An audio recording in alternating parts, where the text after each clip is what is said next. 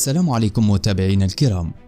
يستعد منتخب المغرب لخوض وديته الأخيرة استعدادا لنهائيات كأس العالم قطر 2022 عندما يواجه جورجيا عصر اليوم الخميس على استاد نادي الشارقة بالإمارات. وينتظر أن تشهد تشكيلة الأسود اليوم عودة نايف أغارد المحترف في صفوف ويست هام الإنجليزي بعد فترة غياب طويلة استمرت 6 أشهر إثر الجراحة التي خضع لها على مستوى أوتار الكاحل.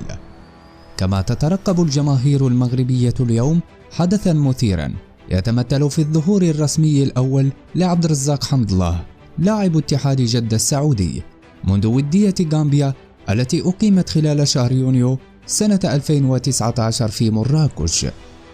ويتقدم حمد الله اختيارات وليد الركراكي المدير الفني للأسود على وليد شديرة لاعب بار الإيطالي. ويتوقع أن يخوض المغرب ودية جورجيا بالتشكيلة التالية: حراسة المرمى ياسين بونو، الدفاع أشرف حكيمي، نصير مزراوي، نايف أغارد، ورومان سايس. في وسط الميدان سفيان أمرابط، عبد الحميد صابري، حكيم زياش. الهجوم سفيان بوفال، عز الدين أناحي، وعبد الرزاق حمد الله.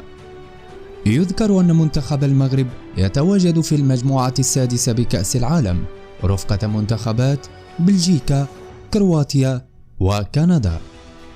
لا تنسوا الإعجاب بالفيديو والاشتراك في القناة تشجيعا لنا لنستمر بنشر المزيد إن شاء الله.